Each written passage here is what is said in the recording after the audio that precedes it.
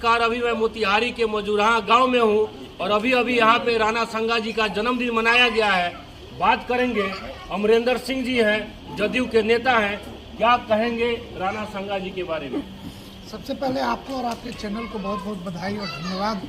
और उसके उपरांत इस मजुराहा की धरती को नमन, मजुराहा वासियों को नमन, और जिन लोगों ने इस कार्यक्रम को आयोजित किया है, हमारे राकेश बाबू, संचालक हमारे दीपक बाबू, इनको भी श्रद्धेय प्रणाम। देखिए, किसी भी महापुरुषों की जो जाति है, जो धर्म है, उसमें किसी संत को, किसी महापुरुष को जो लोग बांध देते हैं, ये गलत करते हैं। हम तो कहते हैं जैसे शिक्षकों की कोई जाति नहीं, अधिवक्ताओं की कोई जाति नहीं, महापुरुषों की भी कोई जाति नहीं, महापुरुषों की भी कोई जाति नहीं, डॉक्टरों की कोई जाति नहीं। तो जो लोग ऐसा काम करते हैं ना, उनको खुद से एक बार इतिहास के पन्ने को पलटना चाहिए और जानना चाहिए कि जिन लोगों ने भी तलवार उठाया, चाहे वो मुगल से लड़े हों, चाहे अंग्रेज से लड़े हों, जिन लोगों ने भी देश की रक्षा के लिए तलवार उठाया, तो वो अकेले तो लड़े नहीं ना, उनके साथ पूरी फौज थी। उस फौज में कौन कौन से लोग थे? सभी जाति व धर्म के, और सबने मिलकर यह लड़ाई लड़ी, तब तो देश आज सुरक्षित है। लेकिन जो अगुवाई करता है तो निश्चित रूप से उसका ज्यादा नुकसान होता है। जैसे आप राणा संगा साहब की बात कर रहे हैं, राणा संगा साहब ने जब मुगलों के खिलाफ तलवार तानी थी, तो इनके खुद शरीर के 80 जख्मों को झेलना पड़ा था, चाहे वो एक आंख हो, चाहे एक हाथ हो, चाहे एक पैर हो, चाहे शरीर का अन्य भी अंग हो।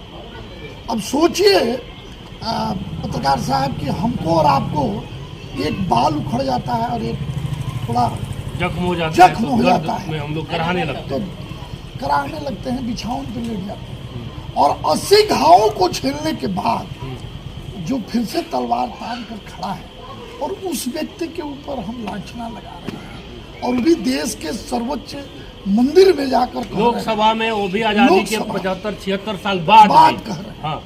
तो ये आप क्या कर रहे हैं? आप फूट डाल रहे हैं। हम तो यही कहेंगे कि सरकार से भी एक बार मांग हम करेंगे, और जितने भी राजनीतिक दल के लोग हैं उनको भी कहेंगे कि किसी के ऊपर उंगली उठाने से अच्छा है कि पहले आप अपने गिरबान में झांक कर देख लें, और दूसरे के इतिहास को अगर आप नहीं पढ़ते हैं तो आप दूसरे के इतिहास को कलंकित भी नहीं कर सकते। कलंकित नहीं कर सकते हैं। हमारे देश में कई ऐसे महापुरुष हुए जिनकी जीवनी के बारे में आजकल के बच्चे युवा नहीं जानते हैं। इसके ऊपर आपका क्या कहना होगा?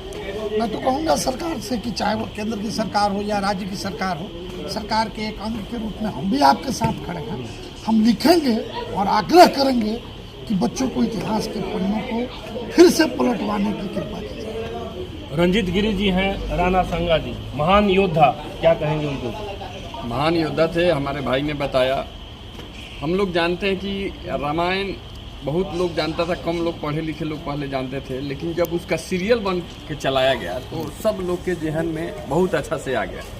तो मेरा सरकार से निवेदन है कि एक भारत का इतिहास जो किताबों में पढ़ाया जाता है, तो उसको बढ़िया से एक, जब से इतिहास पढ़ाया जाता है, एक सीरियल बना के सबकी जीवनी के बारे में, सबके योगदान के बारे में बताया जाए, ताकि कोई अरे गहरे, कोई नथु खैरे, हमारा टिप्पणी ना कर, कोई हमारा कुछ योगदान नहीं, हम 5 आदमी का रक्षा नहीं कर पाते हैं, 5 आदमी का भरण पोषण नहीं कर पाते। और इतने बड़े बड़े महापुरुष पे, महात्मा गांधी, बहुत लोग पे लोग आलोचना करने लगे, तुरंत आवाज उठाने लगते हैं।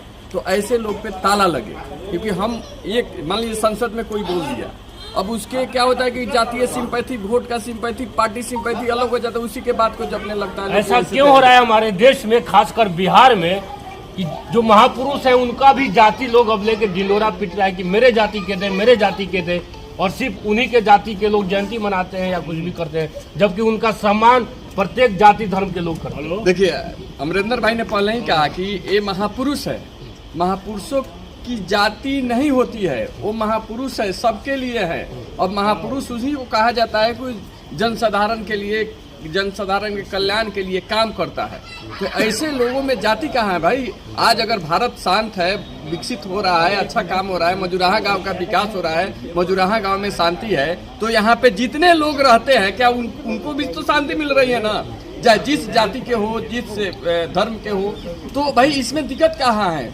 जो भी महापुरुष लड़े उसका जो प्रतिफल आया, उसमें जो लोग यहाँ रह रहे हैं उस सबको उसका लाभ मिल रहा है। तो क्यों जात में और धर्म में बांट के किसी महापुरुषों की अवहेलना करेंगे? महापुरुषों की कोई जाति नहीं होती है, फिर भी कुछ छुटभुइया नेता बाज नहीं आते हैं जाति धर्म करने के लिए। पंकज सिंह जी हैं, बात करेंगे इनसे। राणा सांगा जैसे बहुत सारे महान योद्धा, महान पुरुषों को वो सम्मान नहीं मिला जिसके वो हकदार थे, क्या कहेंगे? जैसा कि अभी अपने संबोधन के दौरान समाजसेवी और जनप्रतिनिधि भी जो है वार्ड नंबर 1 के हम लोगों के, उन्होंने बताया कि गलत ढंग से इतिहास पढ़ाया गया है। क्योंकि मैं एक एजुकेशनिस्ट भी रहा हूँ, मैंने देखा है कि जो हम लोगों के यहाँ जो किताबों में पढ़ाया जाता है, आज मैं गणित के एक शिक्षक से बात कर रहा था तो मैंने उनसे पूछा कि अच्छा हमारे जो गणित के गुरुजी पढ़ाए थे tan theta cos theta NaCl 2O4, उसका मेरे जीवन में क्या योगदान है, हमको बताइए थोड़ा सा। इससे बेहतर होता कि हमको राणा सांगा की जीवनी पढ़ाई जाती, महाराणा प्रताप को पढ़ाया जाता, हमको भगवान श्री कृष्ण के बारे में पढ़ाया जाता, हनुमान जी के बारे में पढ़ाया जाता, गिलोय का जो है वो महत्व पढ़ाया जाता, एलोवेरा का महत्व पढ़ाया जाता, एक्सरसाइज सिखाया जाता, स्पोर्ट्स सिखाया जाता, आयुर्वेद, योग, स्पोर्ट्स के देखिए एकदम भीष्म पितामह है हम लोगों के बीच में। तो ये सब अगर मुझे सिखाया जाता तो ज़्यादा बेहतर होता। तो हमने जो अपने जीवन का 10 तक मैं जो है वो साइंस का विद्यार्थी रहा, उसके बाद थ्रू आउट आर्ट्स इंग्लिश का मैं रहा, तो हमारे जीवन का जो ये काल बीता, जो 3-4 साल बहुत बड़ा बर्डन मैथ साइंस को हमारे ऊपर जो दिया गया, उसका मेरे जीवन में क्या लक्ष्य, मेरे जीवन में कोई फ़ायदा तो हुआ नहीं। ठीक उसी तरह से जो इतिहास भी पढ़ाया गया उसमें भी जो है वो कलंक कथाएं ज़्यादा पढ़ाई गई। अब एक जो जयपुर में एक जो है वो मीना बाजार लगाया जाता है, उसमें एक शासक होता है, जा करके 14 वर्ष से लेकर के और 24 वर्ष तक की लड़कियों को जो उठा करके ले आता है, कूटनियाँ रखी जाती हैं बूढ़ी औरतों को जो पुल्हा करके उसको ले, बहुत बड़ी बात कह रहे हैं कि कलंक कथाएं पढ़ाई गई। वो कलंकित व्यक्ति कौन था जिसने कलंक कथाएं पढ़ने पे मजबूर किया? मैं वही कह रहा हूँ, जो भी अभी तक की, जैसा कि इन्होंने बड़ी ईमानदारी से कहा, चाहे मेरी सरकार हो चाहे उनकी सरकार, मेरी मतलब ये, मैं किसी पार्टी से नहीं, किसी की भी सरकार हो, सरकारों ने सिलेबस को अच्छा ढंग से करने के लिए और पाठ्यक्रम को अच्छा बनाने पर कोई काम ही नहीं किया। प्रैक्टिकल एजुकेशन नहीं दिया गया। तो जो एजुकेशन और जो दिया भी गया, इतिहास के नाम पर हमको जो दिया भी गया, वो ये दिया गया कि एक आदमी 16 को शादी किया था और वो हमारा हीरो हो गया। तो हम सनातनी लोग 7 जन्मों का बंधन हम लोग जो है वो निभाने वाले लोग।